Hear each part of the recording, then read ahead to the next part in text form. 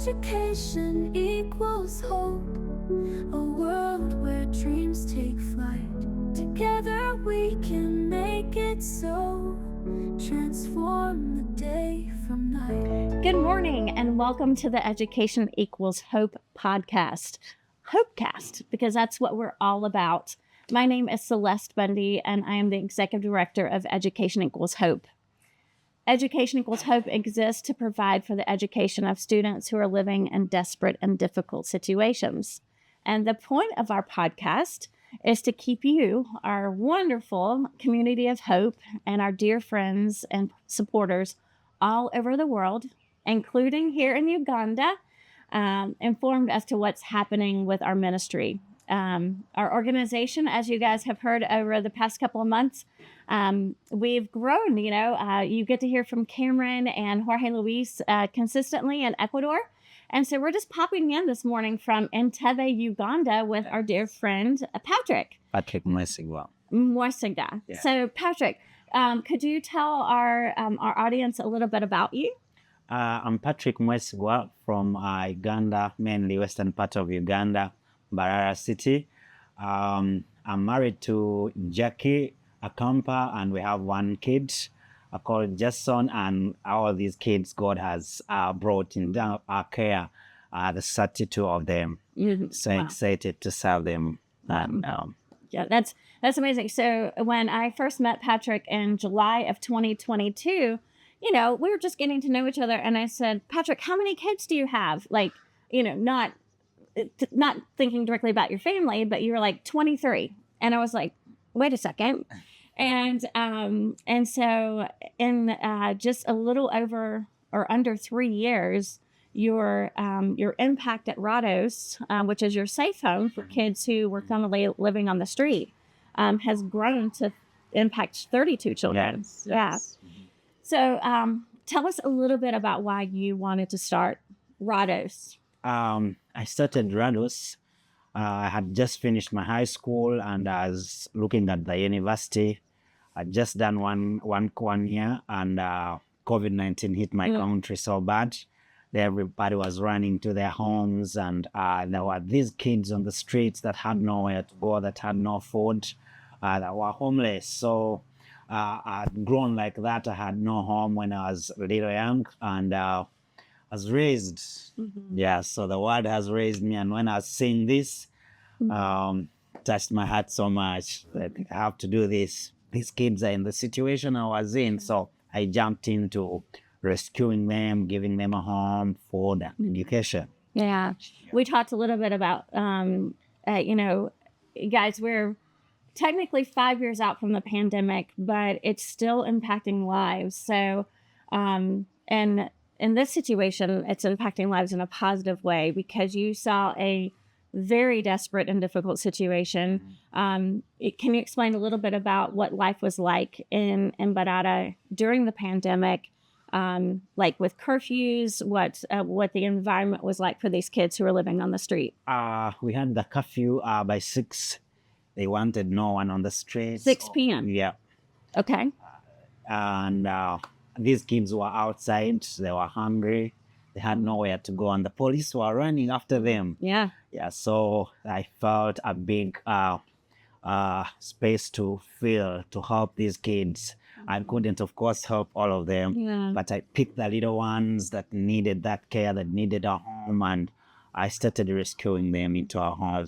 Yeah. And since it has been a safe place for them, they're really growing well and having their education. Yeah. And if you guys have followed us, listened to our story, the Education Equals Hope, one of our main goals is to remove barriers to education.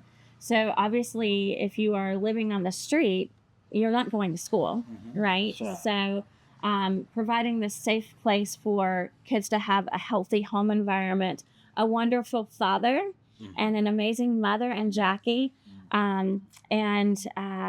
So like that creates that security and safety net that our students need to succeed. You've also probably heard us talk over the years about Casa Gabriel in Ecuador, where Phil and Debbie Dowse helped start a safe place for boys who were formerly living on the street. And ironically, as how all things are connected in the Education Equals Hope family, Debbie Dowse and Phil Dowse, their daughter Danelle, is actually how we got connected to you. Yes. So how long have you known Danelle and the Dowse I've family? known Danielle since I was a little boy. Danielle had come in Uganda and visited the place I grew up from. It was also a home as I have.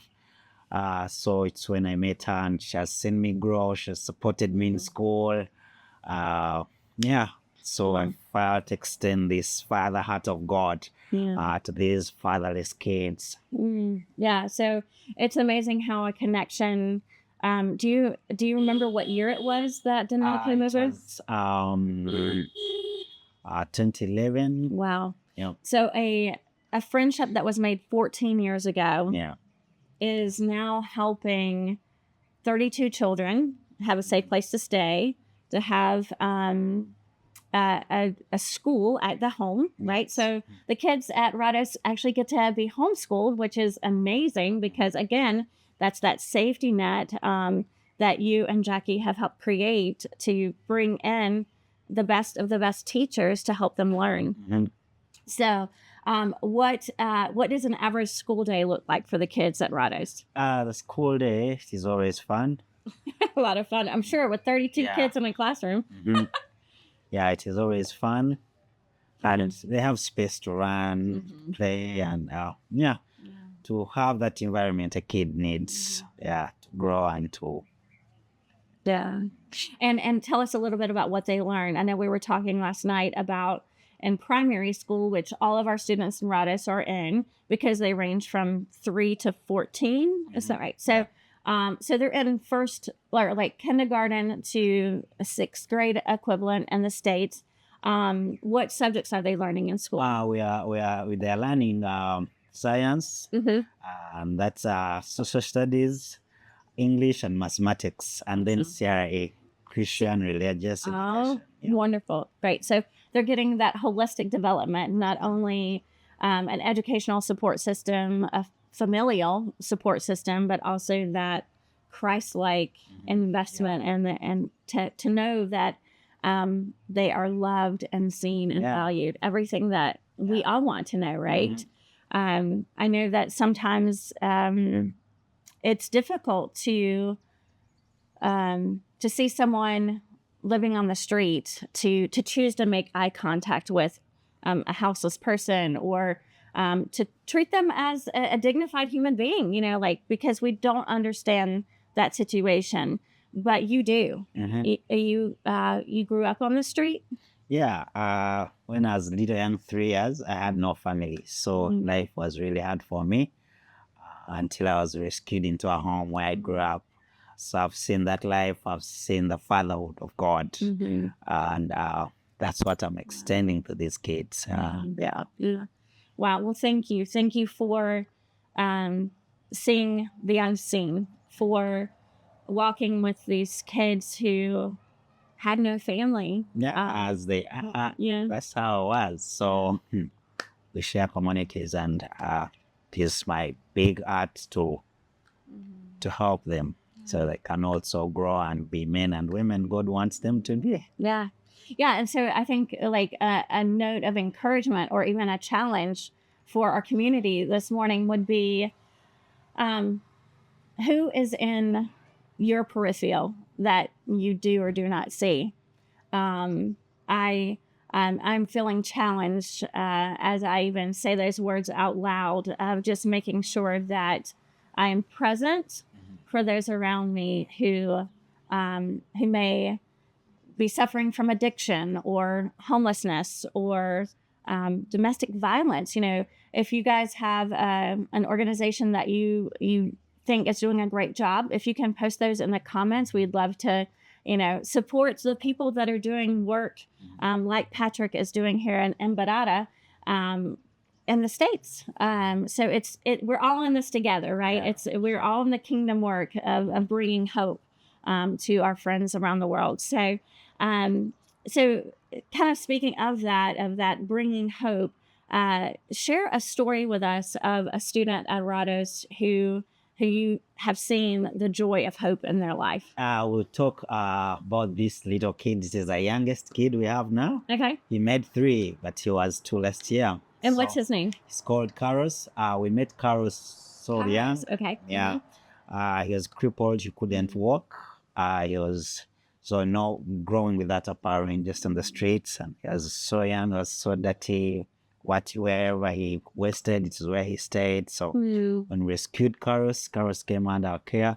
Carlos can now run in the compound. Oh my gosh. Carlos is doing his kindergarten. Yeah, Carlos is growing and happy. Oh, that's seen hope through Carlos growing.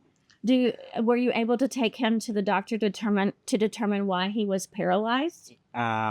Yes, we took him to the doctor and they said he lacked parental care. Yeah, so I kept helping him. Started working. So it probably had a lot to do with being malnutrition, suffering from malnutrition, not having the daily meals that he needs to grow and to be a strong young boy. And now you shared that he is running and playing and very stubborn. Very stubborn. Okay. Well, that's a young boy for you, right? So, and remind me, how old is Jason, your son? Jason is just 9 months. 9 months. I was going to say, maybe, could you see them playing in the field? I together? will be making that. Yes. So. Yes, I know. Let's take that. And thank you for sharing a little bit about Kairos with us. I so look forward to meeting him on our next journey to Uganda. If you guys would like to come and see the work that we're doing with Patrick, or the work that Patrick is doing, and we get to walk alongside of him, and to meet students like Kairos and Patrick's family of 32 children. We'd love to invite you along for that. Just again, send us, make a comment, send us an email. And we would love to add you to our next vision team to Africa. Patrick, just one last question for you this morning. For a community of hope, what would you say are ways that they can get involved in all that you're doing?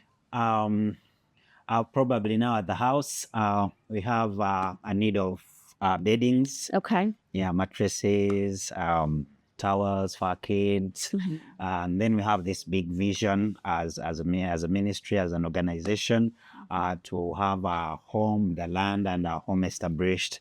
So these kids will have a permanent place where they call home, and a school where they will have their studies. Well, so that's how you can be praying for us. Thank you. Yeah. So a few years ago, the Dowses were able to come over and help you purchase mattresses, but you were sharing last night, there's about 22 beds for 32 children.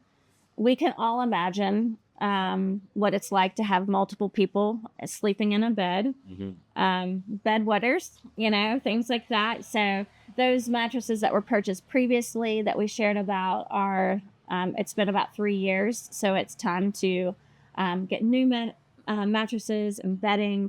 And one of the things that I love about you, Patrick, is that you are a dreamer and you are a believer in the faithfulness of God, that He will provide the stream that you have to have your own land, your own building, your own home. Because right now you're currently renting. Yes. And it sounds like it's a little bit of a challenge every month of, is the landlord going to sell this month? Are we going to have a place to stay?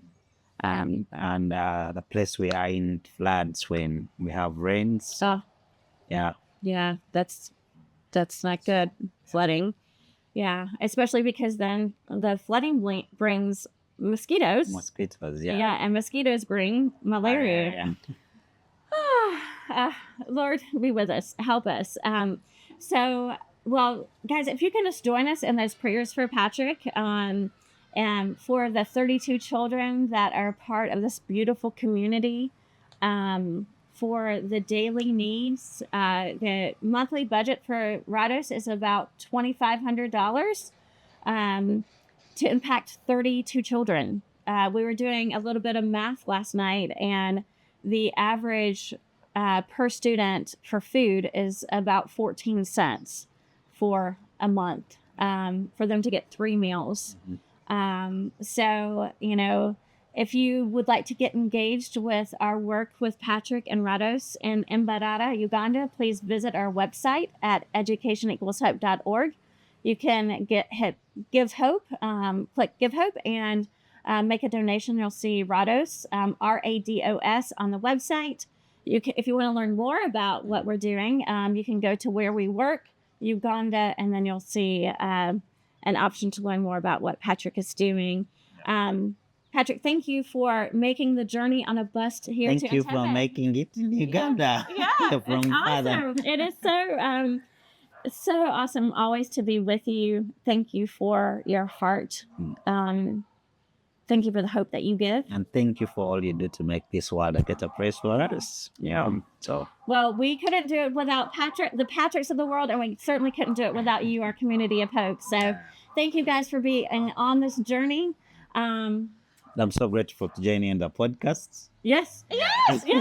First podcast for Patrick. So we're going to make that a recurring opportunity. So follow along so you can keep up with Patrick and his growing family. He and Jackie are expecting their second child.